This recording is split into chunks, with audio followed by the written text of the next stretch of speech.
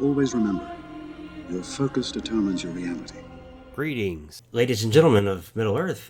This is Ryan the Cyber Hobbit. I'm here with a fellow YouTuber, the Hunt of the Collector, and we are kind of going to do some questions today about collecting in general and just talk about different things that have to do with both of our hobbies, which is Lord of the Rings and not only Lord of the Rings, but many other things. So, we're going to do this as two parts, meaning that I'm going to ask some questions, and then this will be my part, and then we're going to have a part two, which he will be uploading on his channel, and he will have the remainder of the questions that we've come up with. So be sure you subscribe to both of us, and yeah, here we go.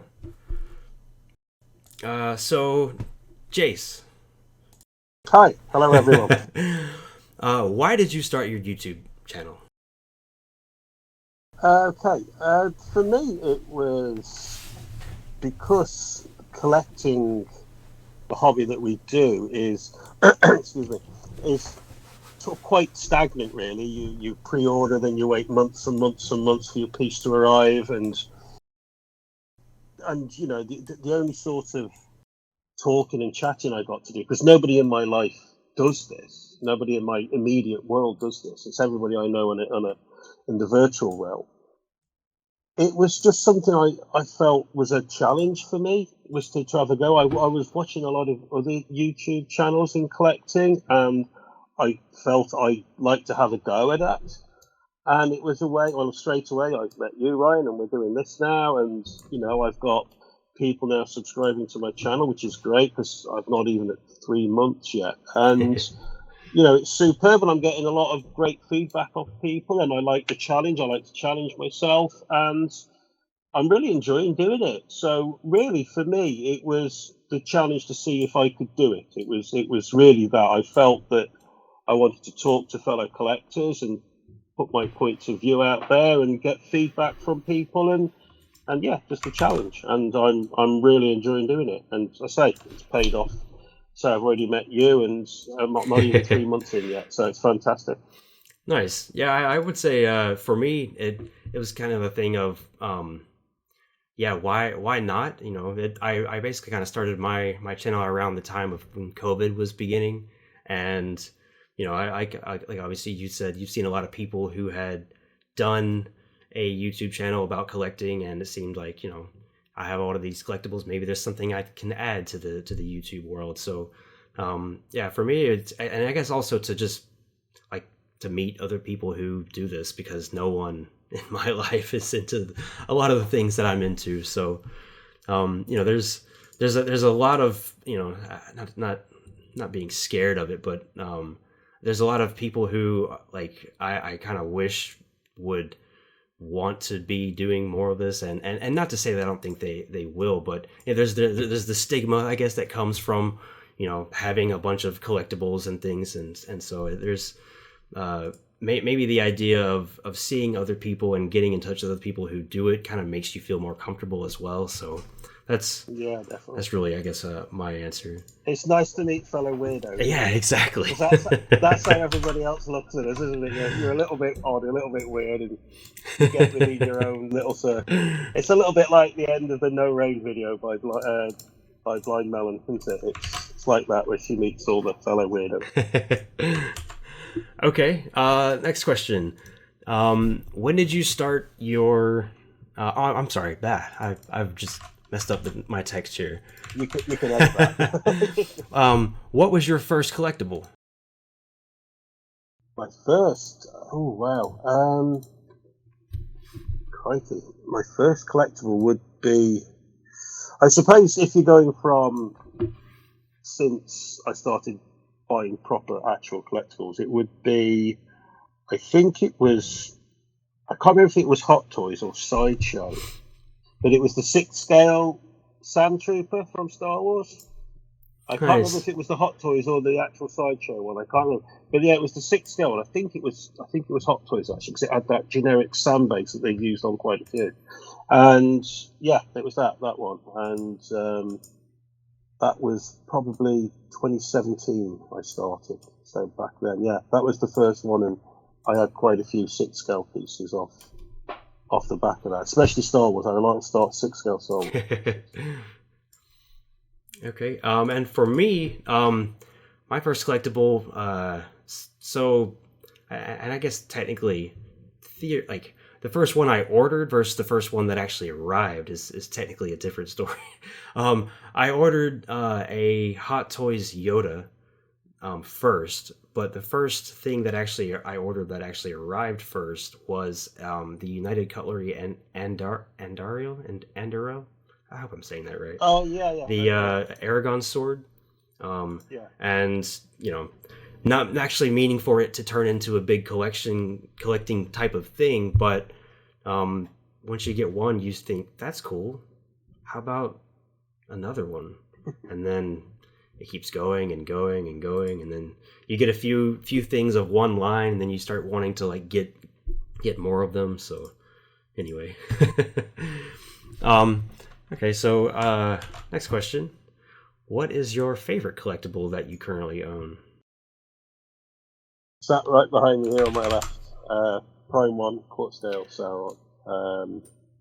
I've not had anything that comes close to how awesome this guy is. I absolutely adore it. I mean, it doesn't come without a couple of minor flaws. I did a review on my channel, but it takes nothing away from.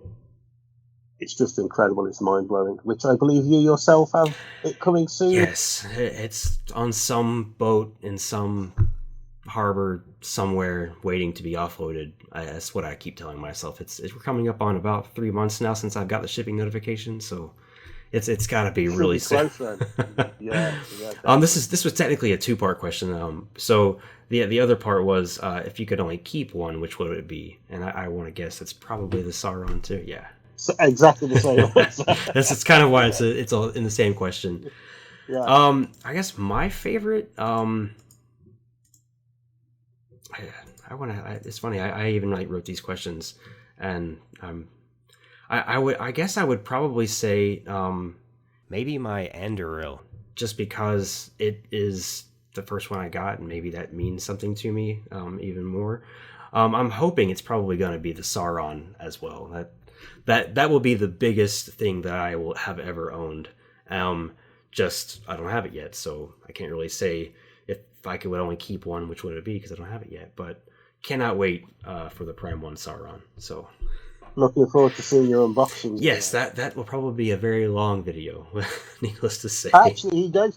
Apart from, I won't say you because I've done a review on my channel. I don't want to obviously affect your review for anyone that hasn't seen it. But apart from the one piece that I picked up on my review, he goes together really, really well, really, really easily. It's quite robust, actually. Okay. And now next, what is your most unusual / rare collectible? Okay, that is. I've got a custom piece upstairs. I've got a 1/1 scale Lurtz out of Fellowship of the Ring. That mega cool orc that killed Boromir and was eventually killed by Aragorn. And it's a custom piece. Now I know the guy that made it. He made definitely 2 others, maybe a third, but there's certainly no more than 5 in existence.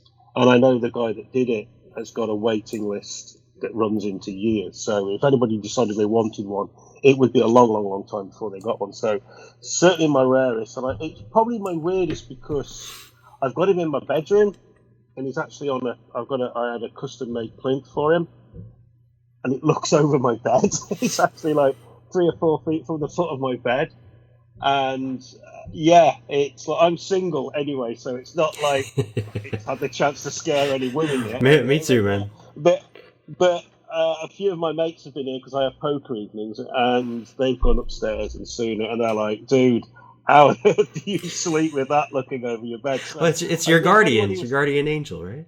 Do you know what the weird thing is? It's like I am actually used to him. Well, I another way you could kind of look at it too is maybe if God forbid you got like robbed or something, or you were like getting robbed and someone like walked in there, maybe they'd see that and like be like, oh, what is that like? Yeah. Either that, or I think what you should do if you're a bit worried about being robbed, buy the biggest pair of slippers you can find and leave them by the fireplace, and then people will be too scared to rob you. That makes sense. Okay. What do you think? Oh, I didn't answer it. Yeah, I need to answer this. So, as far as maybe not unusual, well, okay, I maybe I have two answers for this because I have one that's I guess my most rare, but then I have another one that's my most unusual. The most rare I would say is the United Cutlery Legolas bow. Um, that one I looked for a while. They don't make any more. I don't really know how many of them they made, but it definitely when I'm like browsing online and I'm seeing other people like looking for certain things or asking, I see people asking for that. And I'm always whenever I see someone, I'm like, oh man, I'm really glad I was able to find one. It does seem to be the most rare. I would say the most unusual. Maybe it's not really unusual, but I guess it's unusual in the sense of not. I guess it's still unusual is the same thing as rare, but my Fellbeast diorama that I made myself, because there really only is one that looks like that. Yeah. And yeah, I mean, there have been other people who have made it themselves, but you know, you do your own paint job, you do your own interpretation of how things, I guess, should look. So that maybe that's my most unusual because when you look at my collection and you see it standing next to the other ones, it does definitely fit in. But if anyone who's like a big collector, they'd be like, "Where did you get that from? I've never seen that before." Yeah, and definitely. you know, hey, I made it. So, okay, so. Next question. What do you think your collection needs less of? Pre-orders. That's a great answer. My pre-orders are a little. I actually did a video where I was advising people to keep control of, your finances and what you've got coming in. And I must admit, I've had to cancel 2 pieces, although I knew I was cancelling them anyway. But I think I've still got split. I've got 1 piece with Queen, 1 piece with Infinity. I've got about 5 or 6 pieces on pre-order with Prime 1. Wow. All Lord of the Rings. I've got and the 1/3 scale Predator as well. And I've also got about 5 or 6 pieces with Weta on pre-order as well. So wow. Yeah, I've got a lot of stuff. So I need to stop pre-ordering, but there's so much stuff coming out at the moment for Lord of the Rings. There's so many companies, and it's just so much scope now. So it's probably the best time to ever be a Lord of the Rings collector at the moment because you've got so much choice. It's fantastic to see as well because I don't know how many more Heath Ledger bloody Jokers I can look at, because that's all you see. I hear you.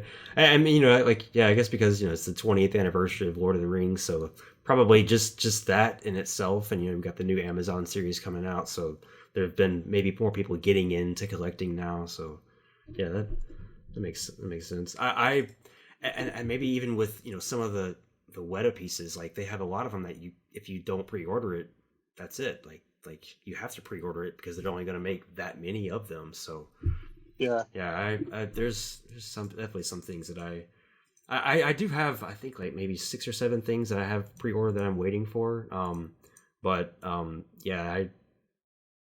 For me, if I had to have what do I in my collection I need less of, I would say is the small things. I have a lot of like 1/4 helmets that, not that I don't like them, but I kind of wish that I could have taken all the money for all the individual pieces and gotten something much bigger.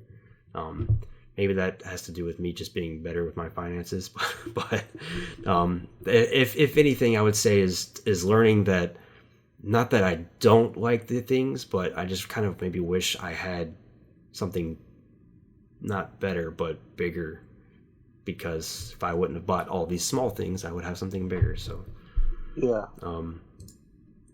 That's the start with your Sauron, dude. When your Sauron I know that you're like, the small stuff's going. That's it. It's quarter scale all the way. Yeah, I'll be quarter scale probably trading them all in, or I mean, I probably not. I do, like for instance, I have all the Hobbit holes now. I've still yet to unbox them all, but that in itself kind of is like an achievement because there's so many of them.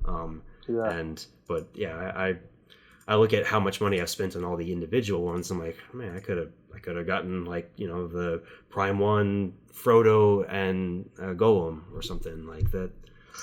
One of the pieces that you have coming. But yeah, that's right. I think that might turn out to be one of the best pieces that Prime One release in this range. For me, for what I've seen, the upcoming, it's only been a leaked image, but that, along with the Witch King of Langmar, I think are going to be pieces that are just so good. But you've nailed one there with that.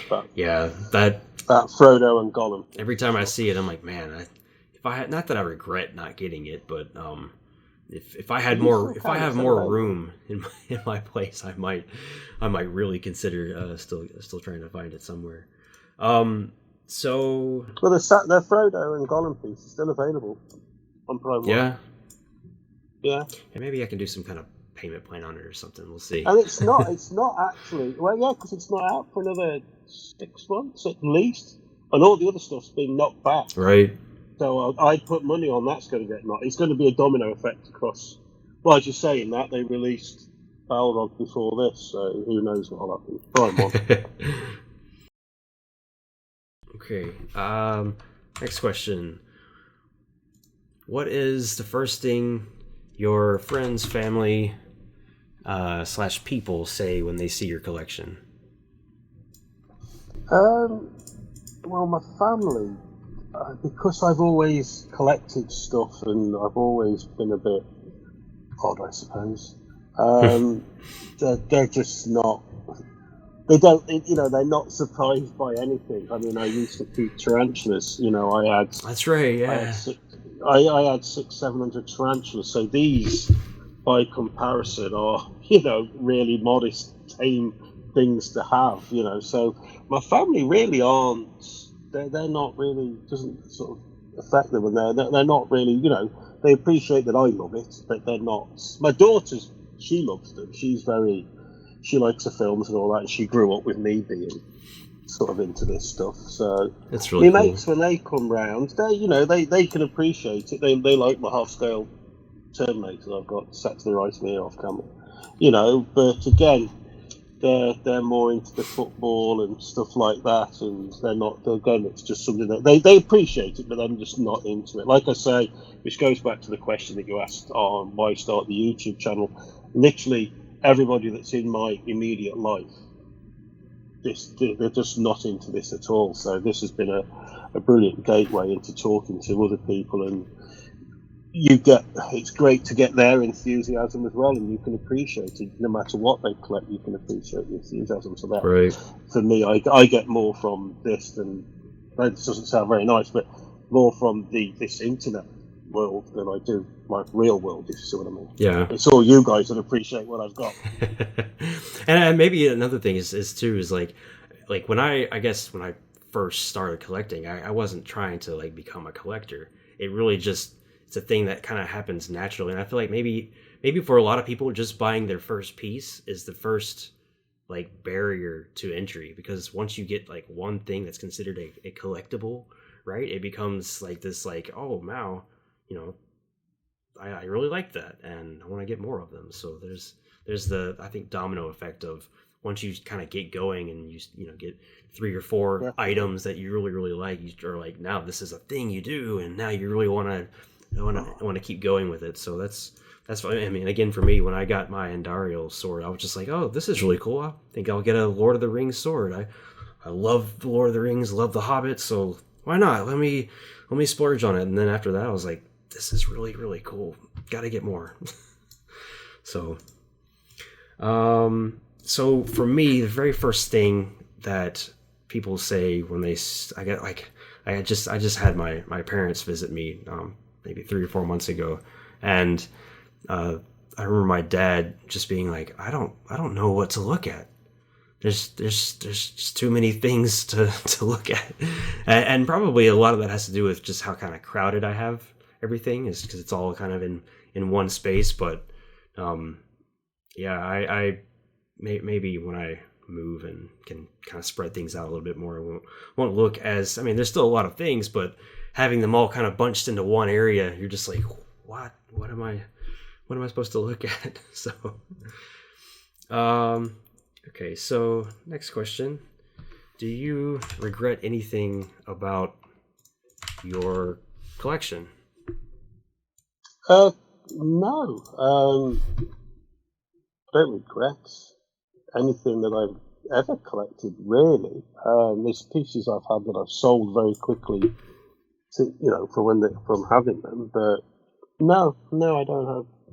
To be honest with you, I'm not somebody that really regrets things anyway. It's like where I am now in my life. I'm very happy. I'm healthy. My family's happy and healthy. So I don't really live with regret, because even the bad choices and decisions I've made have led me to be here. And if I was to regret them, it would mean I'd want to change them, which means I wouldn't necessarily end up where I am now, which means I might not be happy and my family might not be happy. So I think your present is what's important, because if you're not happy in your present, then you need to change something.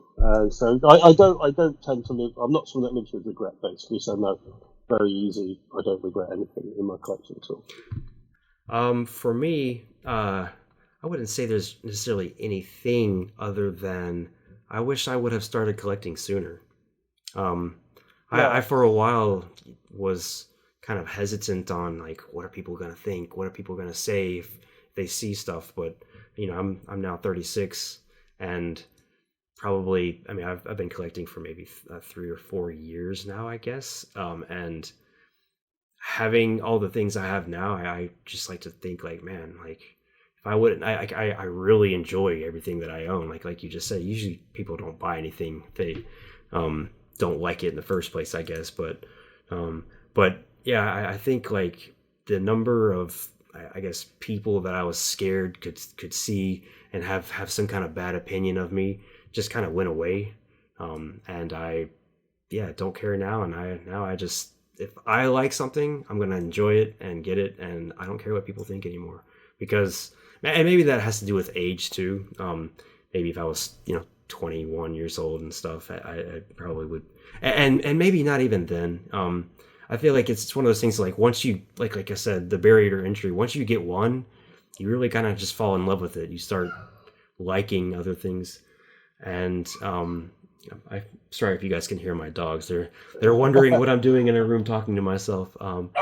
But I think the rarest thing in the collecting realm would be somebody who just has one collectible. I think that would be the rarest thing you'd ever find. Yeah, because nobody stops at one. Nobody stops. I would definitely agree with that. Yeah. It's not something you intend to do, but it just happens because you're like, that was really cool. Gotta get another one. Okay, so next question. Is there anything, and I guess this is kind of similar to the last question, but is there any piece in your collection that you were excited about, but when you got it, you were kind of let down? This question doesn't really fit on the screen all the way, just barely. It's not in the current collection I have now, because I sold most of my collection last year, because originally I had The Court of the Dead by Sideshow, but then when I saw that they were doing Prime 1 were doing Lord of the Rings, I sold all that to collect the Lord of the Rings, and I've had a couple of, like, I've got the Prime 1 half-scale Terminator, I had the quarter-scale cover art Predator. The only piece that I can recall being severely disappointed by was it was by Blizzard, and it was my favourite character from Warcraft, and it was Illidan Stormrage, and I bought the Blizzard 1/5 scale statue of him, and I love Illidan. I read the book, and I loved seeing his character in Legion expansion, and the statue, when at night, this time in the evening, it's about 8 o'clock in the evening here now, and I've got quite dim LEDs. He looked awesome on the back wall there with a silhouette. It was just, anyone who knows Illidan, it was the perfect silhouette with his horns and his wings and his war glaze. Unfortunately, in the daylight, or if you went up close with your phone and took it it just looked, to me, it looked terrible. I know there's people who had that piece who loved it, but for me, it just looked so poor up close. The wings, the paint on the wings didn't match the paint on the body. It was different colour. The face, there just wasn't any detail, and it was probably one of the quickest I sold a piece from having it. I only had it for a few weeks, and I sold it. I just couldn't keep it anymore. So that's the one piece that I can remember being the most disappointed by, and it was such a shame because, like I say, in the evening, in the silhouette form, it looked superb, but unfortunately, daylight revealed a complete piece for me. Okay. And for me, I would say probably I actually just did an unboxing of this not too long ago. And maybe I don't regret it, but it maybe didn't look like what I was expecting. Is the Dwalin's axes from Weta. And maybe a lot of that has to do with the fact that I already own a lot of United Cutlery pieces. And since this is from Weta Workshop, they, have a different process and just do things differently. But it's kind of funny. Like, oddly enough, like I love Weta statues, but I've kind of learned that maybe Weta doesn't have the best prop replicas, and a lot of that has to come down to, like, for instance, the Dwalin's axes, like the I guess the part you hold on to the axe. I don't really know what you call that, but Pommel, pommel, I guess, is not leather. Where I feel like if it was done by United Cutlery, it would be a leather thing on the Weta piece. It's just kind of like a resin, and it still looks great, but and maybe that a lot of it has to do with me comparing it to the United Cutlery pieces, because I just think United Cutlery does a great job with their. I mean, it's all stainless steel and everything, and it just they look legit. Not that you would swing them around and battle with them or anything, but they just, to me, have this like kind of extra little bit of quality to them than what it does. And again, like I have it hung up on my wall. I think it's a great piece, pieces technically, but just when I compare it to my United Cutlery, it just, and maybe a lot of it has to do with the scale of it. I guess I was imagining them to be closer to. I have Feely and Keely's United Cutlery swords, and the size of those when you compare it next to the axes. I mean, those are swords, and then these are axes. So I mean, they probably shouldn't have been far off, but the axes are very big, and they're also, like, technically, I think, hollow, which definitely kind of cuts down on the realism. Like, they're like much bigger than these Keely and Feely swords that look like the very same material, but the Feely and Keely swords are like a metal kind of stone type of thing where they're actually really heavy. Like, you can hold it with one hand, but extend your arm out and try to hold it for as long as you can. There's no way you could do that. But with the Dwalin's axes, they're very light. They're like a pound maybe or so. Oh, right, okay, really, yeah. Okay, so next question.